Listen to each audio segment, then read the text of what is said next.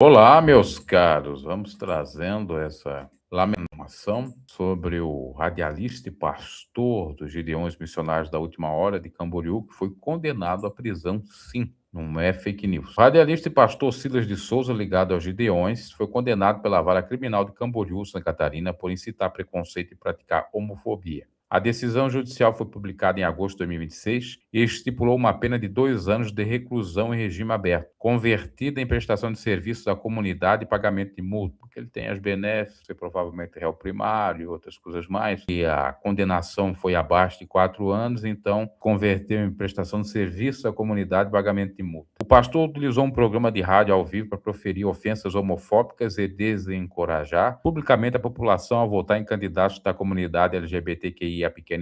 Os ataques aconteceram no período que antecedeu as eleições para o Conselho Tutelar de Camboriú. A denúncia foi formalizada pelo Ministério Público de Santa Catarina. O réu alegou em sua defesa que não pretendia ofender nenhum grupo, que suas declarações visavam apenas defender candidatos alinhados aos valores doutrinários e de sua instituição religiosa. Como a sentença é recente, ela ainda cabe recurso em instâncias superiores, não tendo ocorrido o trânsito em julgado. Cabe, obviamente, apelação para o tribunal e depois recurso, se for o caso, se ele perder, para o STJ e STF, mas no próprio juízo de Camboriú, comarca, ele foi condenado. O que se recomenda, no tempo que a gente está vivendo, o máximo de equilíbrio. E eu penso que, nesse caso específico, talvez o pastor, para não ofendê-lo, ele errou sim, porque ele poderia simplesmente dizer assim: olha, meus irmãos, vote aqui nos candidatos que são da igreja ou que têm a fé cristã para o conselho tutelar, sem citar LGBT, sem dizer assim, não vote naqueles que são da pauta LGBTQI, a pequeno mais ou LGBTs. Já melhoraria o discurso, não teria como dizer que houve homofobia. Agora, quando ele cita e ainda, como diz a própria matéria, ele desencoraja a não votar no adversário, de certo modo ele está fazendo uma aversão.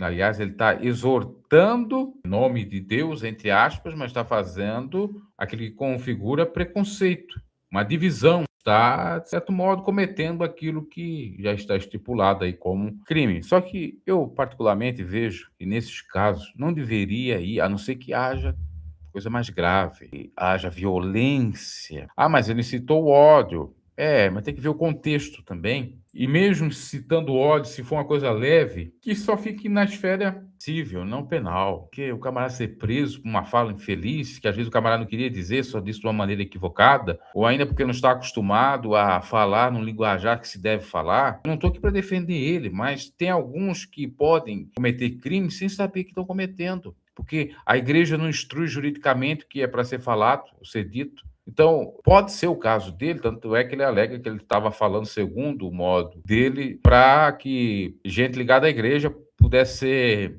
eleita pelo conselho. Então, isso tem que ser analisado, tanto da parte das igrejas, na questão jurídica, o modo mais correto de falar sem ofender, porque você pode dizer a mesma coisa sem ofender. Você pode vir aqui estourado e começar a falar palavrões e ofender de fato, ou você falar o que você quer falar sem palavrões, ou sem citar a parte contrária e falar o que quer. Porque não é crime você dizer vote no candidato da igreja. O crime é vote no candidato da igreja porque ele é melhor do que aquela raça, entre aspas aqui, eu estou usando como título, imunda, que é aquela outra lá. Aí configura crime, você entende a diferença? Na minha concepção, no meu modo de ver, ele errou nessa parte. Pode ser que ele consiga no tribunal reaver essa sentença. No entanto, serve de lição para todos, inclusive até mesmo a turminha mais militante dos LGBTs ou aqueles esquerdistas ao extremo que atacam pastores. Vocês também têm que ter equilíbrio, porque você pode dizer o que você quer sem mentir, e muitos chegam a mentir, sem ofender propriamente. Por exemplo, você tem um fato de um sujeito que falou uma coisa que não se cumpriu, que é pastor. Você pode dizer, olha, por essa fala você, biblicamente, é considerado um falso pastor. Simples. Tem um vazamento. Isso não é ofensa. Agora, pegar e começar a atacar a honra do pastor do nada, gratuitamente, como muitos militantes fazem, simplesmente porque acham que é pastor, está ligado à direita. Muitos pastores não estão ligados a nenhum partido, não são filiados a nenhum partido. Tem essa que essa turminha extremista não vê. E aí já começa, é bolsonarista e não presta. Não é assim. Inclusive aqui no canal, uma pessoa, eu falando de uma maneira comedida, equilibrada sobre o suposto pacto da Xuxa, e a pessoa dizer: você está dizendo que a Xuxa já cometeu o pacto, que você é pastor, me considerou pastor por ter feito comentário bíblico e razoável. Então quer dizer que falar de Bíblia é ser pastor? Não, ser pastor literalmente no sentido de cargo, no sentido de ter profissão, é você estar vinculado a um sistema religioso, a uma instituição religiosa, às vezes ter assinado na carteira de trabalho que é professor não, que é pastor ou que é ministro de confissão religiosa.